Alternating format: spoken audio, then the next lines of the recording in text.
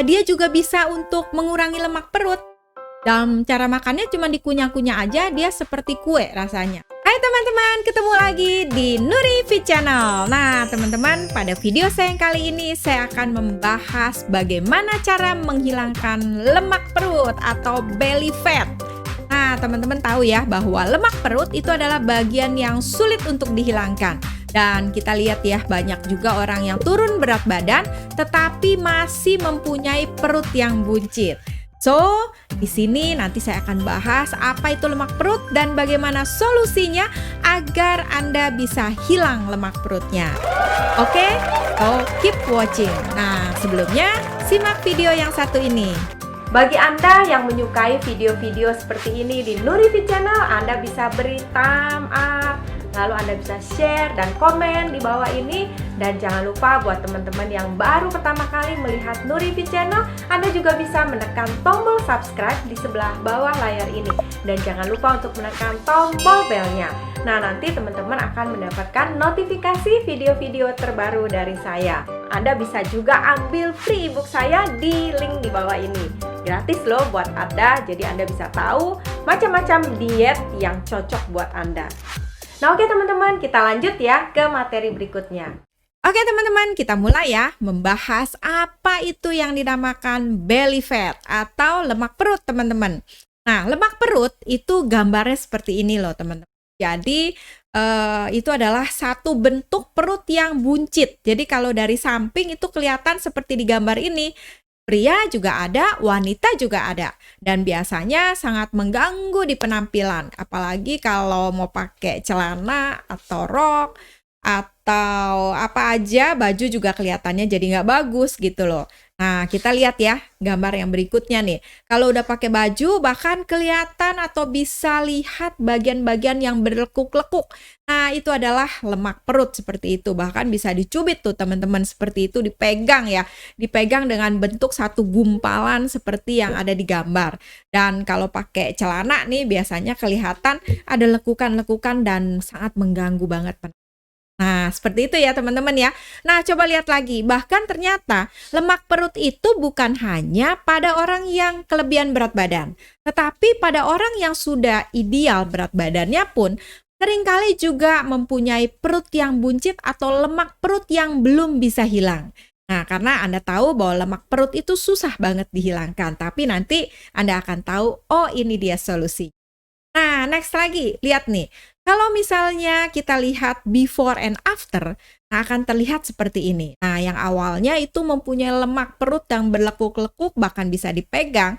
Dan tentunya kita semua kenapa ingin diet? Karena ingin memperoleh perut yang rata pada gambar yang after seperti itu. Nah, kita lihat ya, kalau kita mempunyai perut yang rata seperti ini, wow, asik banget ya. Dan tentunya kalau memilih pakaian nih, itu akan mudah banget loh teman-teman. Nah seperti di gambar ini, mau pakaian apapun itu gampang banget dibelinya. Apalagi mau mengikuti tren model dan lain sebagainya. Kalau kita lihat juga ya di mall-mall atau di butik-butik itu biasanya pakaian-pakaian yang kelihatan cantik dengan perancang-perancang terkenal. Itu biasanya dengan ukuran yang S seperti di gambar tadi loh. Jadi kalau kita mempunyai perut yang rata, berat badan ideal, itu akan mudah banget membeli pakaian-pakaian yang cocok buat kita. Nah, seperti itu. Juga pada pria nih, teman-teman. Itu juga pasti ingin perut yang rata kan seperti ini. Benar nggak, teman-teman? Nah, kalau berpakaian juga, itu akan mudah seperti ini. Coba lihat. Pria dengan perut yang rata, dada yang bidang, itu akan kelihatan steady banget dan wow, sangat oke banget lah kelihatannya seperti itu. Coba aja Anda lihat di film-film itu superhero, yang namanya superhero, baik pria maupun wanita itu pasti badannya proporsional dan perutnya rata. Nah itu sebenarnya adalah tokoh idaman. Makanya kenapa di toko-toko superhero pun orang mengekspresikan, menggambarkan seorang yang dengan badan ideal dan perut yang rata seperti itu. Nah, itu adalah idaman semua orang. Itu ya teman-teman ya. Nah, kita lihat apalagi kalau sudah rata bisa membentuk yang namanya six pack. Wah, itu lebih maco lagi. Dan wanita juga. Nah, Oke teman-teman, sekarang kita akan bahas mengenai apa itu lemak perut sebelum saya membahas tentang solusinya. Karena Anda perlu tahu dulu nih teman-teman, lemak perut tuh apa sih? Sehingga kalau udah tahu, Anda akan tahu bagaimana cara menghilangkannya. Nah, lemak perut itu sebenarnya ada dua lapisan. Di gambar ini yaitu yang dinamakan lemak visceral dan lemak subkutan. Nah, lemak visceral tuh gampangnya adalah lemak yang ada di dalam organ perut dan di sekitar organ. Nah, tubuh kita tuh kan di dalamnya ada organ kan, ada usus, ada liver, ada jantung. Itu letaknya tuh tidak di depan, tidak di dalam belakang kulit lah istilahnya gitu loh, tapi dia jauh ke belakang. Nah, itu ada lemak yang membungkusnya dan itu secara alami memang ada. Karena itu adalah sebagai bantalan organ. Jadi organ itu dilindungi oleh lemak sehingga bisa bertahan terhadap goncangan. Lalu dia ada bumpy-nya. Jadi organ itu akan tetap steady di sana dan terlindungi dari benturan-benturan dari luar seperti itu. Itu sebenarnya fungsi utamanya. Nah, kalau lemak subkutan itu adalah lemak yang ada di bawah lapisan kulit. Seperti yang gambar itu yang gambar bawah ya, yang ada perampang kulit, itu bagian bawah yang kuning-kuning itu, yang deket gambar saya di sebelah sini nih. Nah, ini dia nih. Nah, yang kuning-kuning di sini ini adalah sebenarnya lemak subkutan seperti itu. Jadi lemak subkutan itu adalah lemak yang di bawah kulit dan kalau mau ngecek lemak subkutan itu tinggal gampang. Anda tinggal cubit aja bagian tangan, lengan, atau bagian perut, itu bagian yang bisa kecubit seperti ini. Itu adalah lemak subkutan. Jadi lemak itu adalah lemak subkutan yang bisa kecubit oleh tangan. Nah, sedangkan visceral itu nggak bisa teman-teman. Karena dia letaknya di dalam organ, di dalam perongga perut dekat dengan organ seperti itu. Nah, oke, kita udah tahu ya apa itu lemaknya. Nah, sekarang mengapa sih lemak visceral itu susah dihilangkan? Nah, karena apa teman-teman? Ternyata lemak visceral itu menghasilkan hormon namanya kortisol. Nah, kortisol itu apa sih? Kortisol itu adalah hormon sebagai pengantar pesan. Jadi kalau kortisolnya tinggi, itu akan mudah terhadap penumpukan lemak. Nah, orang yang mempunyai lemak perut, itu berarti kortisolnya, hormon kortisolnya itu tinggi. Sehingga lemak itu akan terus tertimbun. Akibatnya apa? Semakin banyak lemak yang tertimbun, semakin tinggi hormon kortisolnya. Menyebabkan orang itu perutnya itu jadi susah untuk mengecil atau susah untuk rata. Nah, makanya kenapa jadi sulit dihilangkan. Plus lagi satu hal nih teman-teman. Hormon kortisol itu adalah hormon yang membuat kita nafsu makan. Akibatnya udah lemak tertumpuk terus, nafsu makan meningkat. Coba bayangkan, itu pasti makin hari perutnya itu makin buncit. Sehingga dengan olahraga aja yang biasa-biasa gitu, itu tidak bisa atau sulit menghilangkan lemak visceral yang ada di dalam perut. Jadi itu adalah kenapa dia susah untuk dihilangkan. Nah, oke, sekarang kita lihat dulu ya, apa sih akibatnya kalau punya lemak di perut? Nah, akibatnya itu yang pertama itu mudah terjadi yang namanya serangan jantung, penyakit jantung, atau yang namanya stroke. Kenapa begitu? Nah, nih saya kasih lihat nih gambar seperti ini. Pasti teman-teman tahu kan, ini adalah gambar ayam. Karena saya mau menunjukkan organ jantungnya. Nah, yang gampangnya kan teman-teman kan pasti kan kalau ke pasar beli ayam ada lihat jantung kan, seperti itu teman-teman. Nah, kalau kita gemuk atau ayam itu gemuk dulu deh, kita cerita ayam yang gemuk. Kalau kita beli ayam di pasar, itu pasti belinya yang gemuk. Nah, kalau gemuk itu pasti lemaknya banyak. Bukan hanya di jantung, nanti ada dibahas juga di liver, teman-teman. Nah, itu dibungkus oleh lemak. Nah, akibatnya jantung itu mompanya juga jadi lebih berat.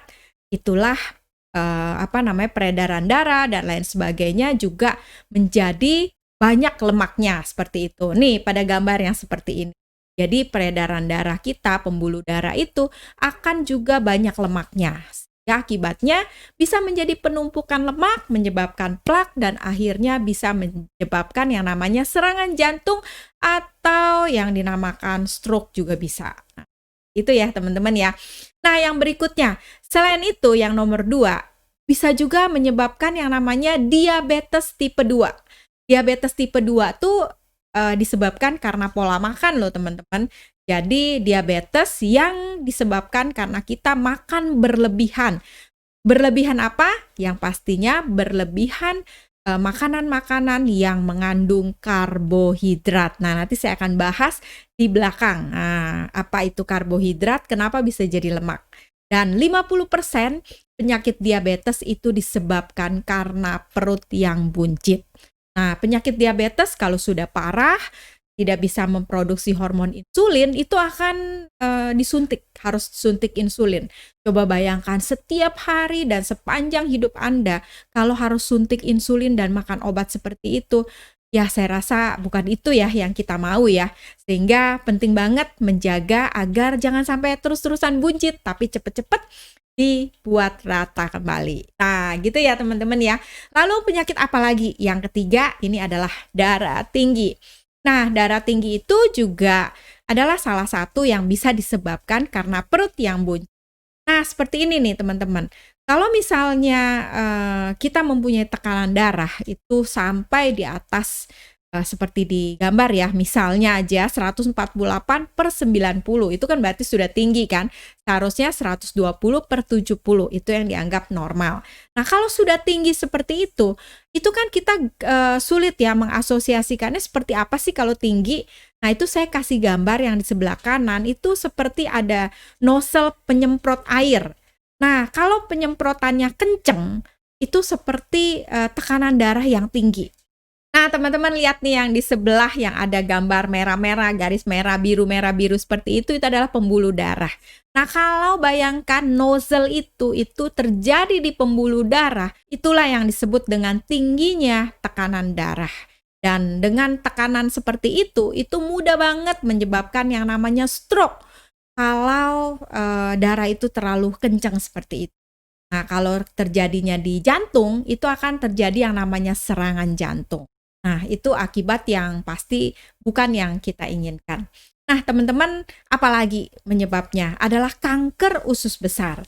Nah, ini juga disebabkan oleh pola makan yang berlebihan lemak, karbohidrat, dan makanan-makanan yang mungkin sulit untuk dihancurkan atau diproses oleh tubuh kita.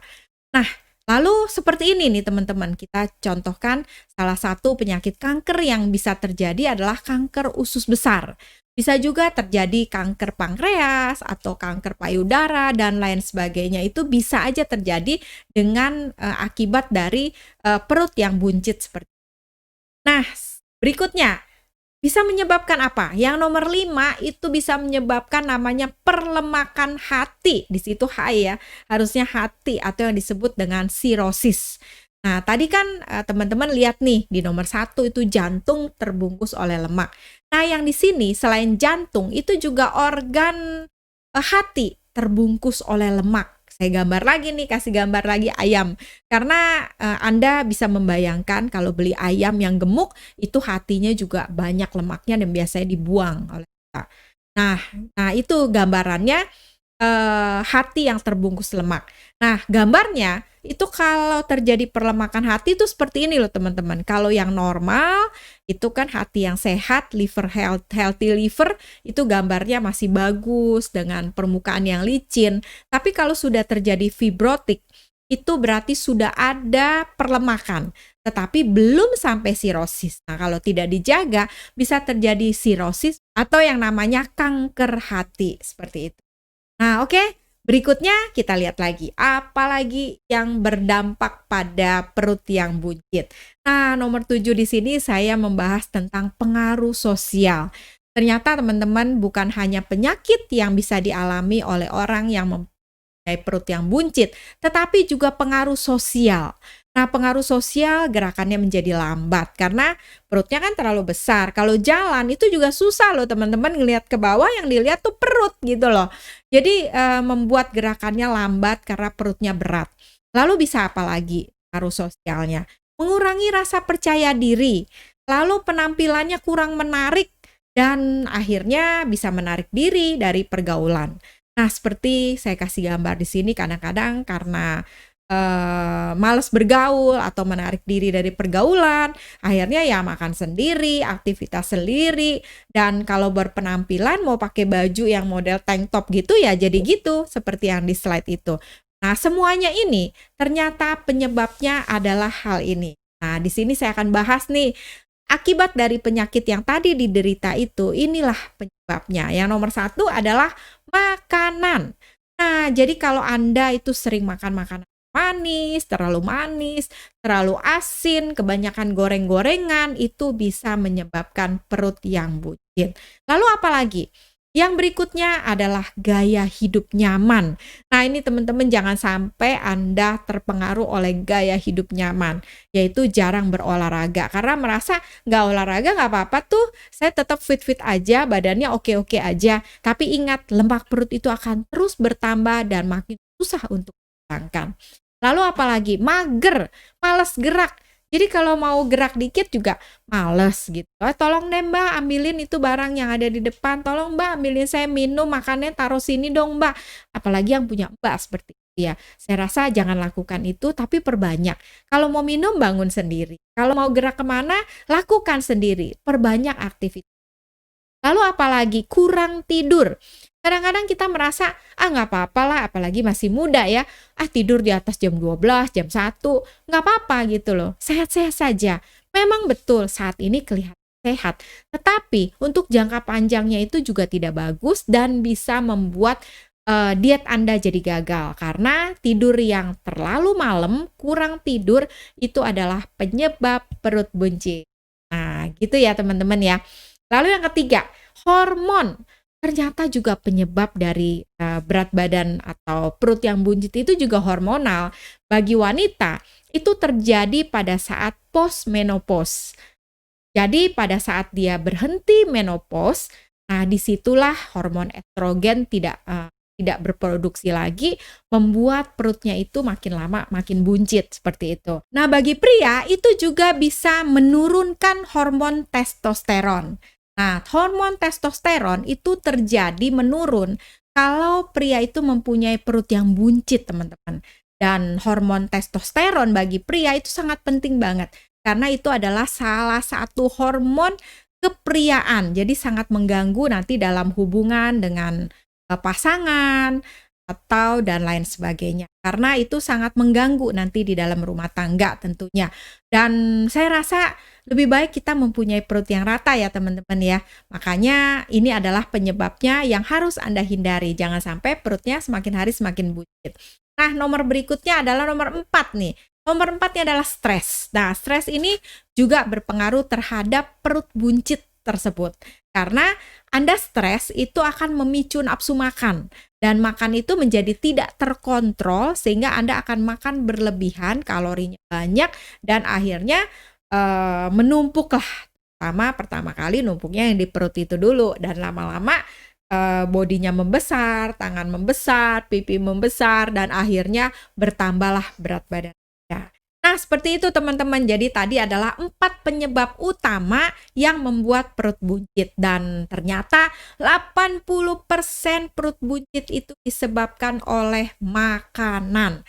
Dan 20% itu ada pada yang namanya olahraga. Nah, ini olahraganya itu 20% dan termasuk juga di sana tadi gaya hidup nyaman dan hormonal itu ada di dalam 20% ini.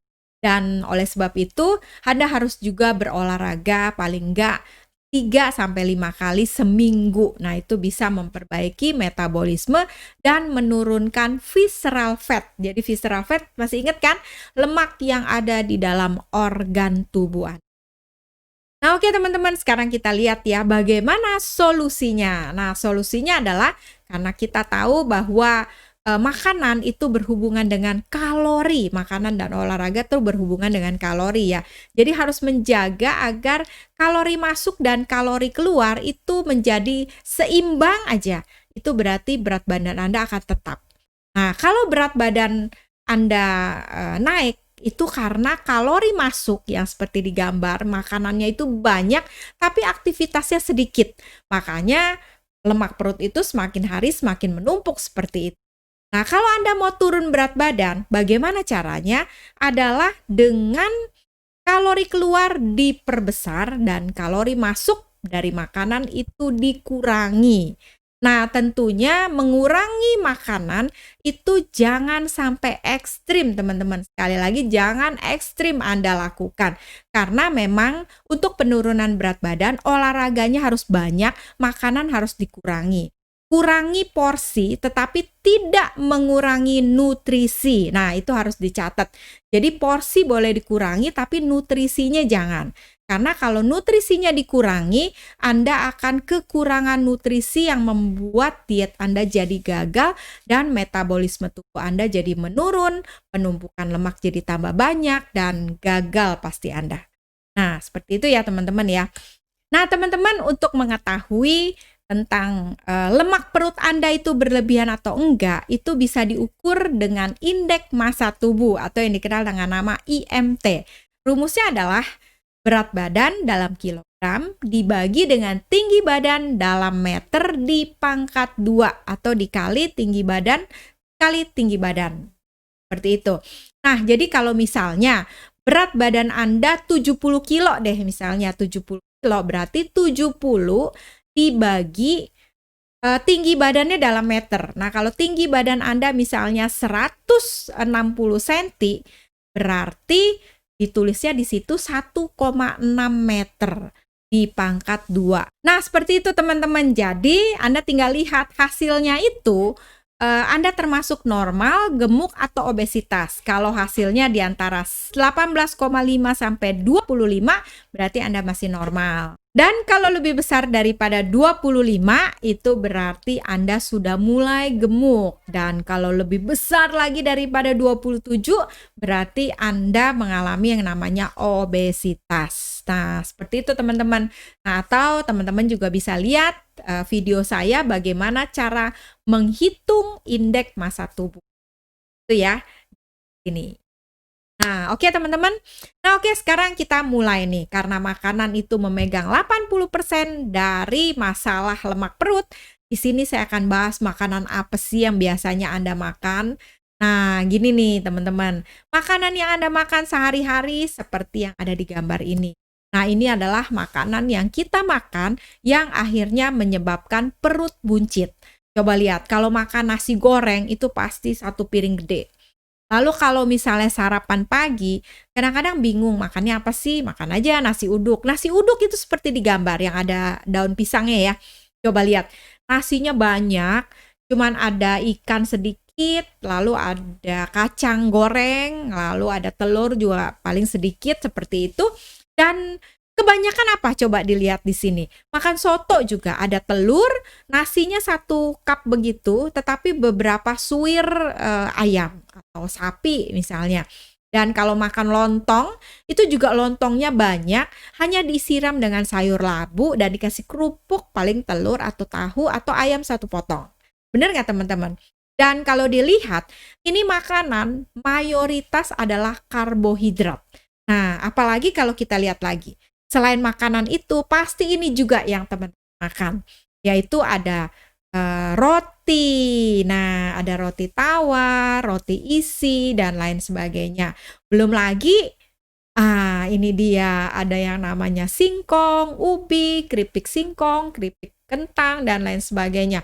Nah, kadang-kadang kita merasa bahwa sudah makan nasi tapi masih lapar, pingin camilan. Nah, camilannya kalau dengan makanan-makanan karbohidrat seperti ini kalorinya tinggi, teman-teman. Karena dia termasuk karbohidrat. Tetapi kita tidak boleh makan berlebihan karena bisa menambah juga berat badan. Jadi kalau makan paling singkong 1 potong. Tetapi apakah Anda makan cuma 1 potong? Kadang-kadang lebih.